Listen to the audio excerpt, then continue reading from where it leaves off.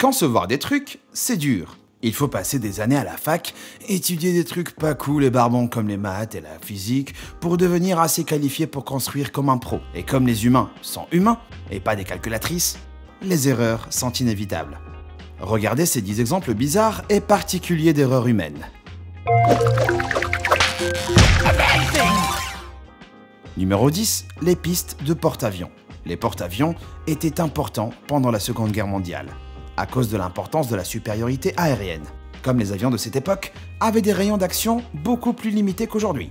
Pouvoir atterrir au milieu de l'océan était un gros avantage. Malheureusement, atterrir au milieu de l'océan était très difficile. La piste sur les navires était tellement petite que pour s'arrêter à temps, les avions devaient attraper un câble pour ralentir. C'était difficile pour les pilotes. Imaginez conduire votre voiture vers le bord du Grand Canyon. Et la seule chose entre vous et le vide, c'est 2 de vos amis ivres tenant un fil dentaire. Inutile de dire qu'il y a eu de nombreux accidents désastreux à cause de cette conception. D'autant plus que les avions en attente de décollage étaient posés au bout de la piste. Mais la solution était apparemment simple. Ils ont orienté la piste à un angle de 9 degrés pour qu'elle ne soit pas droite. Ça permet aux avions de juste remonter s'ils ont raté le fil et de faire le tour pour réessayer.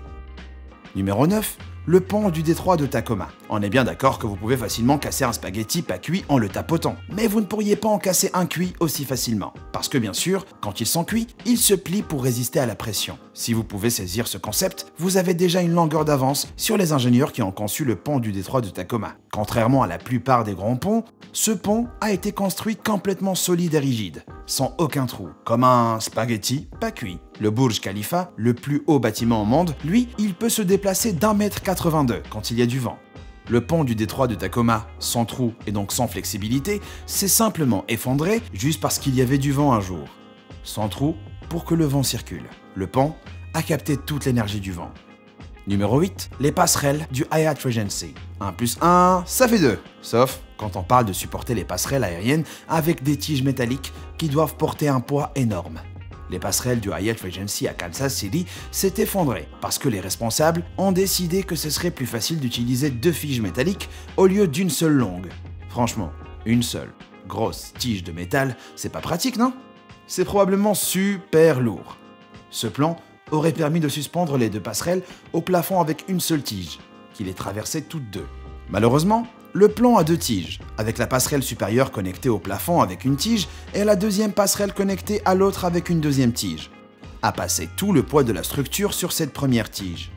Tout s'est effondré et des centaines de personnes sont mortes. Numéro 7, les fenêtres carrées. Le Havilland Comet a été la première tentative de création d'un avion de ligne commerciale. Mais ça a été un échec cuisant, comme il s'est désintégré en plein air, tuant 56 personnes. Les ingénieurs étaient perplexes parce que le problème était bizarrement simple. Il a explosé parce qu'il avait été construit avec des hublots carrés. La prochaine fois que vous passez devant une vieille maison, jetez un œil aux fenêtres. Il y a sûrement plus de fissures dans les coins qu'ailleurs. En fait, les bords tranchants des carrés créent une concentration de contraintes. Et quand un avion s'envole très vite, très haut, la pression est très forte et peut tout détruire en un instant. C'est pour ça que les avions ont maintenant des hublots ovales, pour que la contrainte soit répartie uniformément sur tout le cadre. Numéro 6, le Citigroup Center. Si le Citigroup Center avait progressé comme prévu initialement et que 2 ingénieurs dont Joel Weinstein n'avaient jamais tout revérifié, il aurait probablement pu détruire tout Manhattan. Ce projet est une leçon pour apprendre qu'il faut parfois être flexible avec ses plans. La conception dangereuse est d'abord apparue parce que l'architecte William Le Messurier voulait construire son gratte-ciel sur un certain site. Mais ce site était déjà utilisé par l'église luthérienne Saint-Pierre. Plutôt que de chercher un autre site, il a décidé qu'il serait mieux de juste construire un gratte-ciel juste au-dessus de la petite église.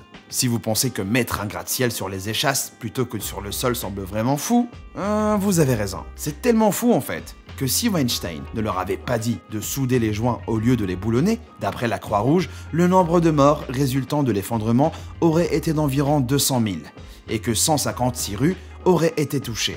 Donc le boulonnage ne remplace pas le soudage.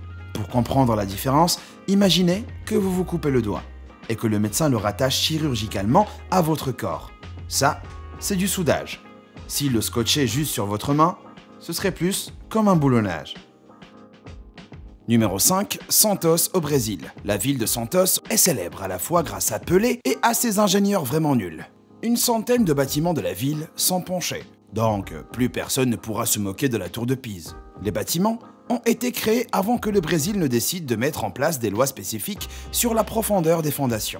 Ils sont donc construits sur des fondations de juste 4,5 mètres de profondeur, soit un tiers de la profondeur requise. Ils ont aussi tous été construits sur de l'argile molle et instable. Curieusement, les gens vivent toujours dans ces bâtiments vraiment tordus. Un seul a été redressé et le processus a coûté un demi-million de dollars. Après, si les gens sont prêts à vivre dans un immeuble incliné, ça n'incite pas beaucoup à dépenser de l'argent pour le redresser. Si ça vous tente d'acheter une de ces structures penchées, vous pouvez en avoir une pour seulement 30 000 dollars. Et juste pour vous montrer que les pays développés ne sont pas à l'abri d'erreurs similaires, l'aéroport international de Kansai au Japon a été construit sur le sable. Et en 1994, il coulait à un rythme de 50 cm par an.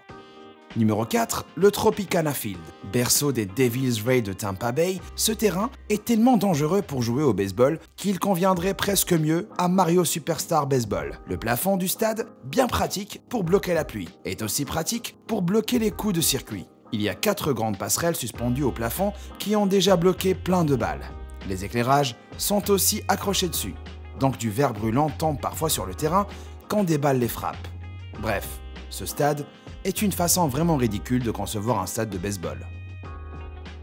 Numéro 3, le Walt Disney Concert Hall. On ne peut pas dire que Walt Disney Concert Hall a l'air banal, avec son méli-mélo ondulé de murs qui crée un design peu orthodoxe. Mais cette conception crée aussi des problèmes peu orthodoxes. La courbure des murs combinée à leur nature hautement réfléchissante crée des rayons thermiques super puissants. Le bâtiment a aveuglé les conducteurs et chauffé des trottoirs à 60 degrés. Heureusement, ils ont depuis corrigé leur erreur, en décapant les murs pour réduire l'éblouissement et ne pas incinérer accidentellement les piétons. L'hôtel Vedara à Las Vegas a souffert du même problème, faisant fondre le plastique aux alentours et brûlant même les clients avec son propre rayon thermique.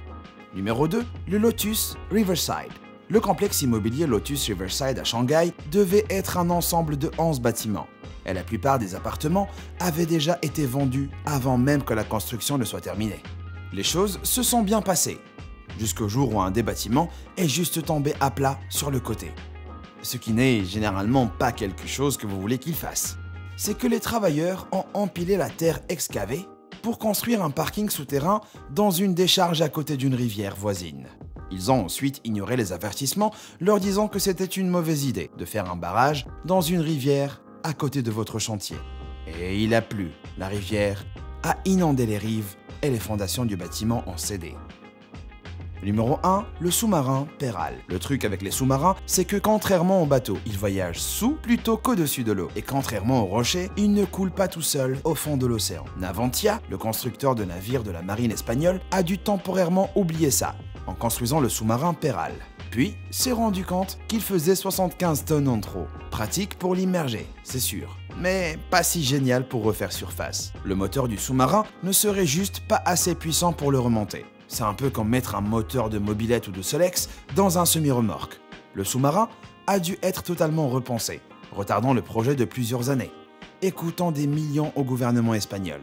La société a reconnu cette erreur en déclarant simplement que des écarts liés à l'équilibre des poids avaient été constatés. Donc la même excuse que disent des petits gros en montant sur la balance. Donc on dirait que les infrastructures sur lesquelles on compte tous les jours ne sont pas si infaillibles que ça. D'après vous, quelle erreur aurait dû être évitée plus facilement? Dites-le moi dans les commentaires, et comme d'habitude, likez la vidéo si elle vous a plu, et pensez à vous abonner pour ne plus rien manquer. Merci d'avoir regardé. À bientôt.